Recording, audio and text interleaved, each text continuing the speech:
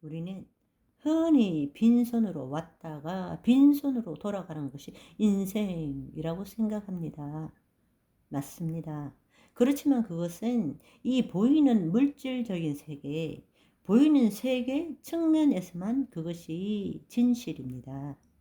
디모데전서 6장 7절에 보시면 우리가 세상에 아무것도 가지고 온 것이 없음에 또한 아무것도 가지고 가지 못하리니. 그렇지만 여러분, 하나님 나라의 관점에서 보면 이것은 완전히 다른 이야기입니다. 우리가 거듭난 하나님의 자녀라면 우리는 이미 신성과 원복, 원래 주신 복을 가진 존재입니다.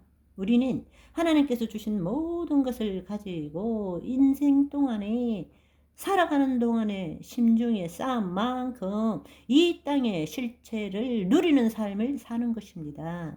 그러나 하나님이 부르실 때에 우리는 이 땅의 것은 아무것도 가지고 가지 않지만 심중에 쌓은 것으로 하나님께 영광을 올려 드린 것을 가지고 영혼의 세계로 들어가는 것입니다. 이 땅의 것은 아무것도 갖고 갈 수 없습니다. 그렇다고 해서 아무것도 없이 하나님 앞에 올라가는 것이 아닙니다.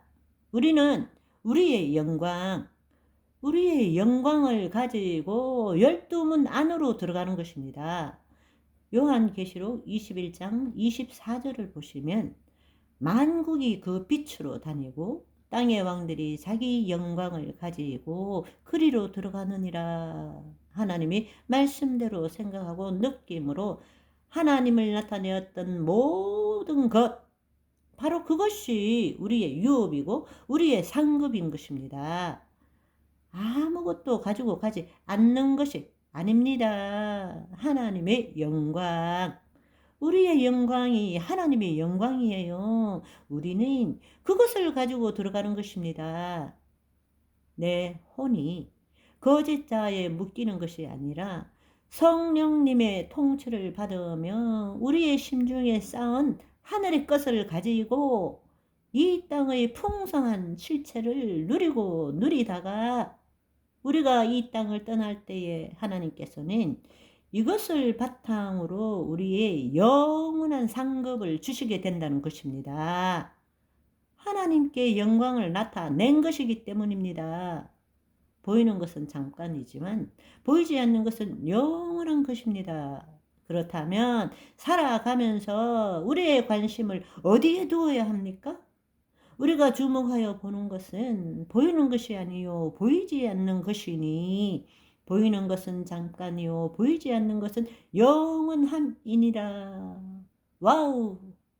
새로운 삶을 삽시다. 하나님 나라 비밀을 깨달읍시다. 아멘. 물질과 누림에 대한 새로운 관점을 우리는 가지고 있어야 됩니다. 온전한 그리스도인의 삶을 살기 위해서는 물질에 대해서 우리는 어떤 태도를 취해야 합니까? 또는 물질에 대해서 어떻게 구해야 합니까? 이것은 우리의 삶에 있어서 너무나 중요합니다. 믿는 그리스도인 대부분들이 물질을 악하다 여기며 돌처럼 여기지만 사실 겉으로만 그런 척 하는 것일 수도, 사실 물질 없이 살 수 있는 사람이 어디 있습니까? 예수님은 물질 없이 사셨습니까? 아닙니다. 예수님은 12제자 뒤에 아줌마 부대들이 항상 따라다녔어요. 아줌마 부대들이 늘 따라다녔다니까. 공괴한 아줌마 부대들이 항상 따라다녔다고요. 예수님이 가는 곳에는 늘 돈꾀를 가지고 다녔습니다. 예수님을 배반한 유다가 뭘 했죠? 네, 돈꾀를 맡았습니다.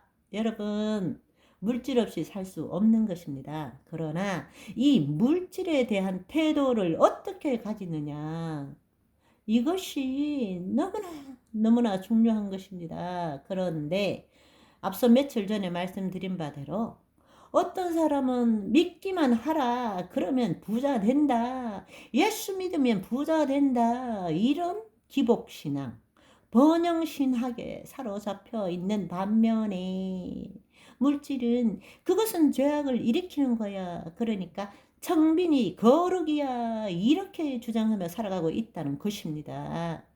아닙니다. 그렇지 않습니다, 여러분.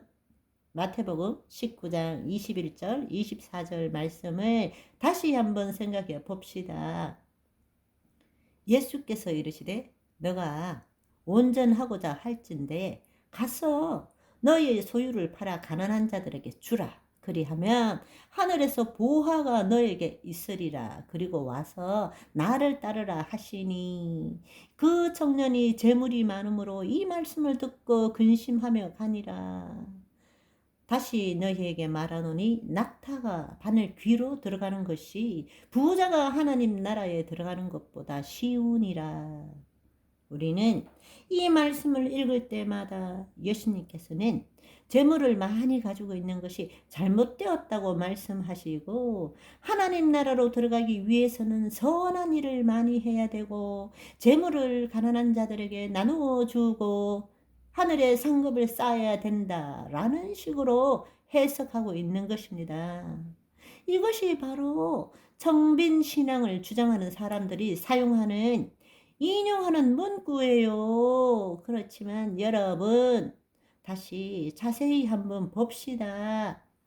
21절, 22절에 보시면 예수께서 너가 정말 온전할진대 온전하고 싶으냐?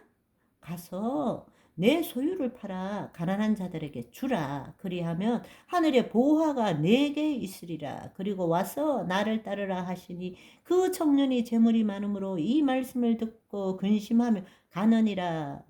그런데 이것을 알기 위해서는 예수님과 부자 청년의 대화를 이해하실 줄 알아야 합니다. 선생님이여, 내가 뭔 선한 일을 해야 영생을 얻을 수 있습니까? 선한 분은 한 분, 하나님밖에 없다. 너가 정말 그렇게 온전한 삶을 살려면 계명을 지켜라. 그러니까 도둑질 하지 말라, 간음하지 말라, 살인하지 말라, 쭉 뭐 어떻게 하지 말고 이렇게 내 부모를 긍경하라니까 놀랍게도 이 부자 청년이 이러는 것이 나 다 지킵니다. 그런데 뭐가 부족합니까? 있을 수 없는 도전을 한 것입니다. 이 부자 청년은 이 땅에서 선한 일을 영생을 얻고자 했던 것입니다. 선한 일로 영생을 얻을 줄 알았던 것입니다. 그래서 예수님께서 율법적 계명을 지키라고 그랬는데 이 청년이 나 다 지켰는데요? 또 무엇이 부족하냐? 이렇게 되물은 것입니다. 예수님께 도전한 것이죠. 하나님께서는 하나님의 생명이 없는 자들에게 죄가 무엇인지 알려주기 위해서 주신 것이 율법이고 그 율법을 지킴으로 의롭다 함을 얻을 자가 아무도 하나도 없는데 왜냐하면 본래 율법이라는 것은 행위법뿐 아니라 심령법까지도 포함한 것이기 때문에 그런데 이 청년이 행위법을 다 지켰다고 말한 것입니다. 내가 다 지켰사온데 아직도 뭐가 부족합니까? 예수님께서 그래? 너 정말 온전하게 원하느냐? 그 말은 영생을 얻으인 어떻게 해야 영생을 얻겠습니까? 그 말이 무엇입니까? 하나님 나라의 삶을 살기를 원하느냐?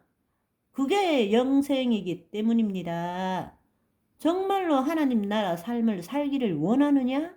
그것은 이 땅에 묶인 삶이 아니라 하나님의 통치 안에서 뜻이 하늘에서 이름같이 땅에서 이루어지는 삶을 사는 것이다. 그 삶을 살기 위해서는 먼저 물질에 묶여있는 너의 심중을 자유케 하라 라는 뜻입니다. 아멘. 이것이 바로 예수님의 말씀의 핵심입니다. 심중을 자유롭게 하면 하늘에 쌓을 것이요 그 보화가 우리에게 임하게 된다라는 것입니다. 필요한 것은 얼마든지 누릴 수 있다라는 것입니다. 오늘도 새로운 날과 새로운 몸을 허락하신 아버지 하나님께 마음껏 구하고 하나님 것을 마음껏 쓰고 누리는 신나는 하루가 되시기를 소망합니다. 할렐루야.